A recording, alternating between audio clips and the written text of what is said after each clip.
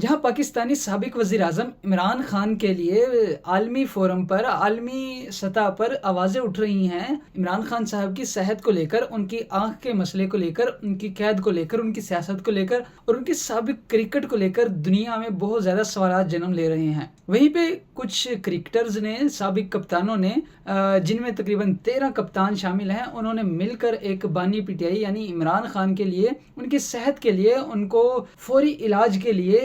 جو خط لکھے تھے، ان خط کے رد عمل میں پاکستان کے بہت تہلکہ خیز جوابات ہیں۔ انہوں نے جوابات کیا، بلکہ جواب دینے سے ہی انکار کر دیا، انہوں نے تو الٹا ان کو ہی غلط کہہ دیا ہے۔ جی ہاں ناظرین، اگر بات کریں یہ خط جو سٹارٹ ہوئے تھے، یہ تھے سابق آسٹریلوی کیپٹن تھے جو سے 1975 سے لے کر 1977 تک شاید 2.5 سال کے عرصہ کے لیے کیپٹن بھی رہے تھے، اور ان کا نام تھا گریگ چیپل، شاید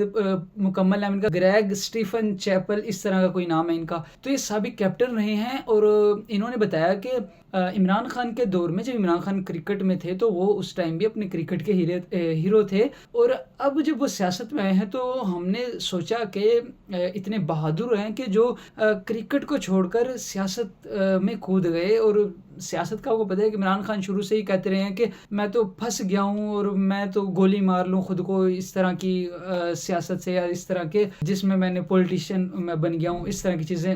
ماضی میں آپ نے دیکھی ہوں گی۔ اب مزے کی بات، جو کیپٹنز ہیں وہ 13 کیپٹنز ہیں، وہ اس چیز کا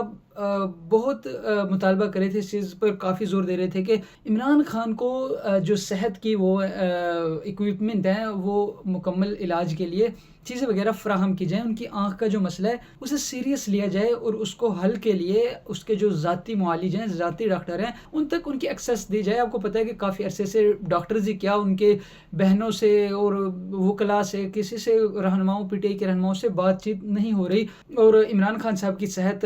پچھلے دنوں سے کافی نازک ہے، اور ان کو ایک مرتبہ خاموشی سے ایک ہسپتال میں ان کا آنکھ کا علاج کروا کے تھوڑا بہت واپس لے جایا گیا، پھر دوبارہ چہم گوئیاں ہوئی، اسی طرح پھر ڈاکٹروں نے دوبارہ چیک کیا۔ اصل میں پوائنٹ کیا ہے؟ پوائنٹ یہ ہے کہ انہوں نے اس 13 جو کیپٹن ہیں، دوسرے ممالک کے جو کیپٹن ہیں، ان کے جو رد عمل دیا ہے، اس سے اب پاکستان کی ڈپلومیسی چیک کرنا۔ پاکستانی جو وزیر مملکت برائے داخلہ ہے، انہوں نے کہا ہے کہ یہ جو کیپٹنز ہیں، جو کپتان ہیں، انہیں یہ کرکٹ کو برتری ہی کیوں دے رہے ہیں؟ یہ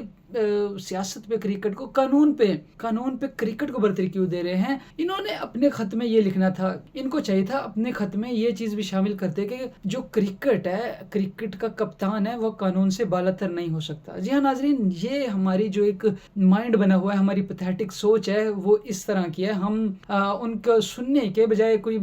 رپلائی دینے کے، کوئی جواب دینے کے، ہم نے کیا کہا ہے ان سے؟ آپ نے خط پورا لکھا ہی نہیں ہے، آپ نے خط میں آدھی بات لکھ دی ہے، اور آدھی یہ چیز نہیں لکھی کہ کرکٹ کا جو کپتان ہے، ماضی کا کپتان ہے، وہ قانون سے بالاتر نہیں ہو سکتا۔ جی ہاں ناظرین، یہ جو ہمارے وزیر مملکت ہیں برائے داخلہ، انہوں نے یہ چیز کہی ہے، اور انہوں نے کہا ہے کہ ان کپتانوں کے جو یہ خطوط ہمارے سامنے آئے ہیں، جو خط ہمارے سامنے آئے ہیں، ان سے پہلے ہی ہم نے عمران خان صاحب کو وہ تمام سہولتیں مہیا کر دی تھیں جو ایک پریزنر کے لیے، ایک قیدی کے لیے جو ضروری ہوتی ہیں، جو نیسیسری چیز ہوتی ہیں۔ اس کی سپریم کورٹ گواہ ہے، اس چیز کی سپریم کورٹ کو بھی ہم نے ان چیزوں کو بتایا ہے، وہ تمام چیزیں مہیا کی ہیں۔ سپریم کورٹ پتہ ہے پھر کون چلا رہا ہے؟ سپریم کورٹ دیکھو ایویڈنس بھی کس چیز کا دے رہے ہیں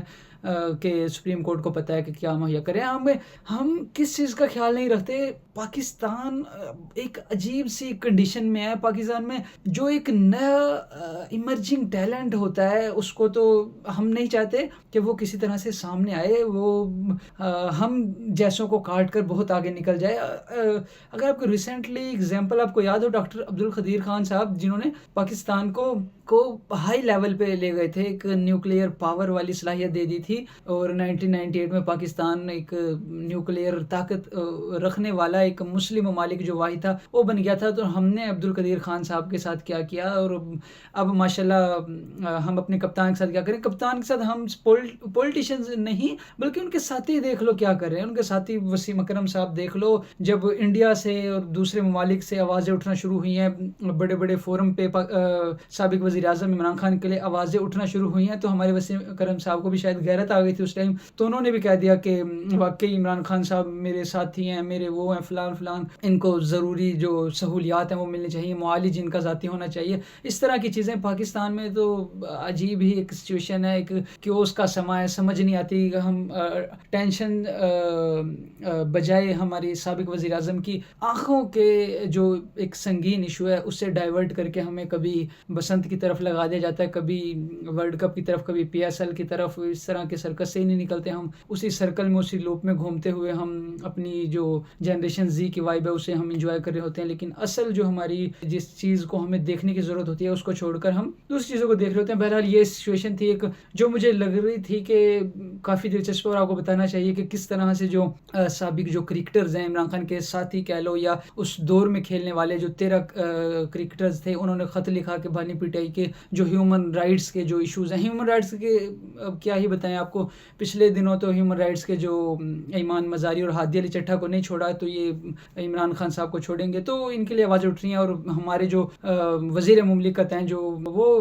کہہ رہے ہیں کہ بھائی عمران خان صاحب کو جنہوں نے خط لکھا ہے ان کو چاہیے کہ ہمارے ملک میں ہیومن رائٹس کی آواز اٹھانے کی بجائے اپنے ملک میں ہیومن رائٹس کی آواز اٹھائیں. تو بہرحال یہ سچویشن تھی ایک جو مجھے لگا کہ آپ سے شیئر کرنی چاہیے. پاکستان کی جو پولیٹکس ہے اس میں تو پولیٹکس کیا ہے, پورے نظام میں کھچڑی پکی ہوئی ہے جس کو ہم سمجھنے سے ہی قاصر ہیں, ہمیں سمجھ ہی نہیں آ رہا ہوتا کیا چل رہا ہے کیا نہیں.